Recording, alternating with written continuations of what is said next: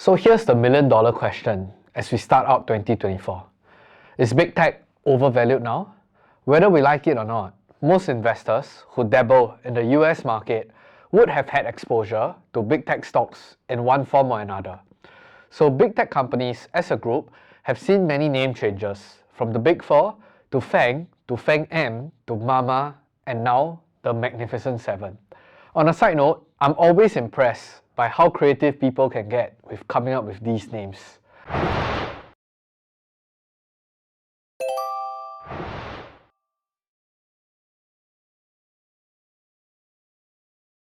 Now, even passive investors who bought into a broad-based index fund like the S&P 500 might want to also monitor their holdings, as the top 7 companies in the index today are at their largest weightage in the last 40 years. So I thought I bought 500 companies with an ETF. Why is it now so top heavy? Is it a good time to sell them now, or should we be accumulating them more? So before we begin the video proper, I would like to take the chance on behalf of Piranha Profits to wish everyone a happy 2024, and let's make this our greatest year yet. So to kickstart this new year, we are actually hosting our live online event, Outlook 2024, this coming weekend, where Adam Khoo will be sharing his market outlook and also potential opportunities that he sees in this market for 2024. And more importantly, he will also be sharing his game plan on how you can potentially double your profits in the markets in this rare Goldilocks year. So each attendees will receive a copy of his January market analysis report and also his top 8 stocks list. So registration link is in the description box down below. Slots are limited, so do grab yours fast. Now, back to the topic. So what's with the sudden interest around these 7 particular names? Apple, Microsoft, Alphabet, Meta Platforms, Amazon, Nvidia, and Tesla. Let me give you a clue. Try to find a commonality amongst these 7 pictures. Yes, it's because they have all significantly outperformed the index last year. So I believe that we have read our fair share of headlines around how these 7 stocks were essentially carrying the index. And the performance was so drastic that there was a delta of more than 60%.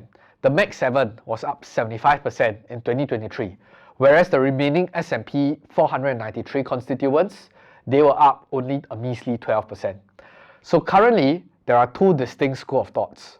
On one hand, some might think that, hey, these Mag 7 names are definitely overextended, and valuations for some of them have actually gone out of whack. On the other hand, some might actually argue that these 7 companies are some of the best in their class, and there is no close alternative in the world we are living in today. So it will be foolish to not have exposure in the best companies in the world. So you know what else people best in their class do? I heard they smash the like button aggressively. So go ahead, show us how much class you have today. Now, before I answer the question on whether big tech is overvalued or not, I think we can learn a thing or two from the history of the US stock market, particularly so in a time period back in the 1970s.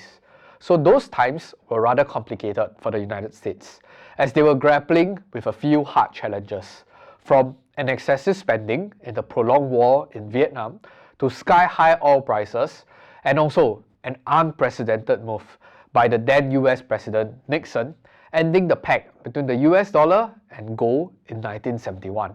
So as investors or even traders, we are probably more interested in how the stock market has performed back then. So like today's Magnificent Seven, the story that they were running with were this group of high-quality growth stocks such as Coca-Cola, Walt Disney, General Electric, and McDonald's. And these stocks were collectively given the title, the Nifty 50. Essentially, they were the 50 most prime companies of that decade that generated incredible stock market returns for those who actually had a vested interest in. So does this story sound familiar? Let's carry on.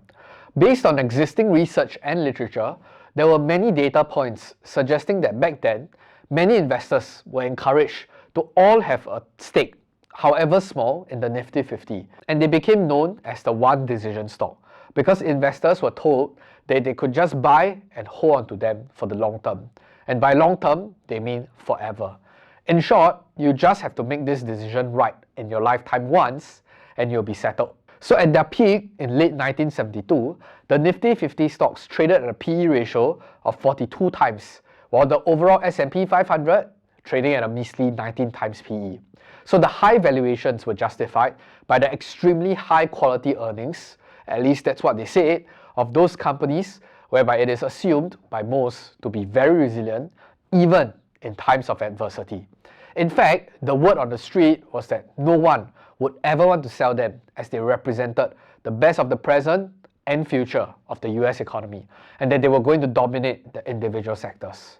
Therefore, any price multiple was justified. So this sounds a little too scary, doesn't it? Is this the same movie waiting to be replayed? Anyway, the first oil crisis broke out in October of 1973, and in just a few months' time, the price of a barrel of oil had risen from $3 to $12, and this triggered a slew of events, resulting in a stagflation, which is an economic stagnation coupled with high unemployment rates and sky-high inflation. And inflation rates were reaching as high as 14%. So for context, the Nifty 50 as a whole experienced close to a 50% decline in a span of 2 years. So popular names like Coca-Cola and McDonald's, they fell by more than 60%, while Evan was down more than 85%, and Polaroid was destroyed, shaving off more than 90% of its entire market capitalization. So what is the lesson we can learn from here? It then raises the debate around this quote in the investment world. A great company is not necessarily a great stock if you pay too high a price for it. At some price, a great company stock will inevitably become expensive. And on the same note, at some price, a lousy company stock might also appear cheap. So if you were to take a look at the valuations of the Mag 7 today, I think no one will be screaming at the top of their lungs about how cheap they are. So I'll put a side-by-side comparison between the average Nifty 50 PE ratio and the individual Mag 7 names, and you be the judge. However, there is an important detail that I actually left out, which is part 2 of this entire Nifty 50 story. So, here's the surprising observation about investing into the Nifty 50 back then. So in an article published by Professor Jeremy Siegel, who's a finance professor at the Wharton School of UPenn, he actually argues that the seemingly high valuations on some of these investors' favourite were in fact justified if we were to judge them on a much longer time horizon. So in his research, he plotted the returns of the Nifty 50 from their peak valuations back in December of 1972 all the way through to August of 1998, which was when I was born. And that's roughly a 25-year timeline. So I'll be attaching the link to his research and findings in the description box down below. But I would just like to first draw your attention to this table, which ranks the stock according to their annual compounded returns during that 25 years period. So for context, in that same time period, the S&P 500 returned an annualized rate of around 12.7%. So that's usually the broad-based index that we tend to benchmark ourselves against. So want to take a guess at how many companies out of the 50 names produce returns greater than the 12.7% annualized? I mean, everyone back then was so sure that most would definitely get burnt if you bought stocks during the height of a bubble, right? So the answer? It's 15. 15 out of 50 stocks actually produce outsized returns despite buying in at sky-high valuations, or some might argue at the peak of the bubble. And that works out to be around 30% of the basket of names that we are talking about. So here's the even more surprising thing.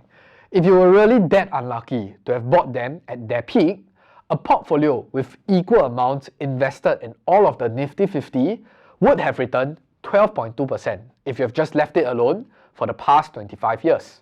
However, if you have actively rebalanced it monthly, it would have realized the 12.5% annual returns all the way through August of 1998. So do you still remember how much the S&P 500 index delivered during that same time period? 12.7%. So yes, in retrospect, if we do a post-mortem analysis, even if you're the unluckiest person on earth to have bought in at the peak, but have just held steady onto the Nifty 50, 25 years later, your returns would have been roughly in line with the S&P 500 index. That's interesting, isn't it?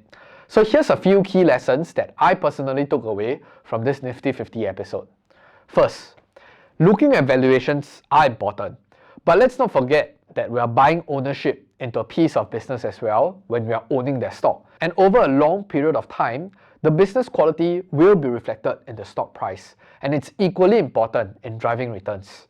As you can see from Professor Jeremy's research, names like Coca-Cola and Merck & Co., despite trading at more than 40 times PE at its peak, still managed to deliver market-beating returns because they were able to allocate capital effectively and also compounding it at a much quicker pace, resulting in strong top-line and bottom-line growth. The second lesson that I took away is that P/E ratio, although convenient, is a very crude way to value a company because it's always backward-looking in nature. So in that same table, Professor Jeremy included a column where he backtested the data to arrive at a warranted P/E ratio for every company in order to deliver similar returns as the index. And as you can see, most of them were able to command a much higher valuation, which is greater than 19 times where the index was trading at back then. For example, investors should have paid 68.5 times the 1972 earnings for Philip Morris instead of the 24 times, undervaluing the stock by almost 3 to 1. Therefore, you have to consider both the qualitative and also the quantitative aspect of the business in order to arrive at its true fair value. You don't want to overpay for quality, but at the same time, don't limit yourself by saying, I won't buy XXX company just because the PE is too high for my liking. That's not necessarily how you take into account the quality of a company. The third lesson is the importance of investor psychology. So I think when we do this kind of post-analysis of historical market events and even historical market movements, we can sound very calm, very collected, and very analytical. But there is still a stark difference between theory and in practice. So if I were to put myself in the shoes of the investors back in the 1970s, I might not have the courage, and I might even question myself if the companies that we see then are as high quality as it seems when the market bubble popped and everything crashed more than 50%. So the two biggest edge that you have is margin of safety and diversification. However, upon further research, I came across a piece that was published by Ensemble Capital suggesting that, and I quote, it was not a bubble in growth stocks that caused the Nifty 50 stocks to fall in 1973 to 1974. And it was not a year or three of elevated inflation that caused broader equity markets returns to be so poor in the 1970s. The issue was that our country, which is the United States, experienced a horrendous decade of rolling recessions every year, even while inflation ran at between 5 and 15% for 10 years in a row. So the lesson of the 1970s is that when equity investors come to believe that inflation will persist for many years, valuations actually contract dramatically and stay low until such time that investors come to believe that, hey, inflation will trend back to normal. So to put it into simpler terms, I'll summarize it in 2 words. It's complicated. The 1970s were plagued with many external challenges that meddled with market expectations. Similarly, in Professor Jeremy's research, at the peak of the Nifty 50 mania, those stocks were actually overvalued by only about 3.2% on the basis of their returns over the next 26 years. So we might not be able to say confidently that the 1972 crash was purely because the market was too exuberant. That said, I do believe that we can agree on 3 simple facts. Buy quality, don't overpay, sit on tight. Now, circling back to the main reason as to why you clicked onto this video, let's try to answer the question, is the Magnificent 7 of today expensive? What should we do about it? Do I buy more? Do I sell and wait it out? Do I rebalance my portfolio? Previously, we have only considered the supposed valuation of the Mag 7, judging from their P/E ratio. Now, I'm going to superimpose a table with 4 other metrics for your reference. Revenue per share growth over the last 5 years, diluted earnings per share growth over the last 5 years, the 5-year median of their return on equity, and the 5-year median of their return on invested capital. I believe these 4 data points will allow you to have a greater appreciation of the quality of the company. You can pause the video if you need to, but I think we can all agree that these 7 names are amongst the best in quality that we can find in the stock market today, producing such incredible financial metrics over a period of time. However, we are not the only ones who know that these are superb companies. So does any Tom, Dick and Harry in the market today. So the second step of the process is to not overpay, and here comes the tricky part. Are they currently overvalued by 3% like the Nifty 50, or are they still great buys today if you were to take a much longer term view? So I think the answer might be a little bit iffy. But I think we can all agree that 25 years is a very long time. And who knows, Meta might be able to achieve their metaverse dream in 2040, and that would radically change the entire investment criteria and thesis for Meta in terms of their model, business, and margin.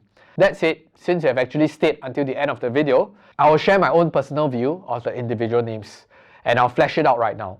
So take this assessment with a pinch of salt, and please do your own due diligence.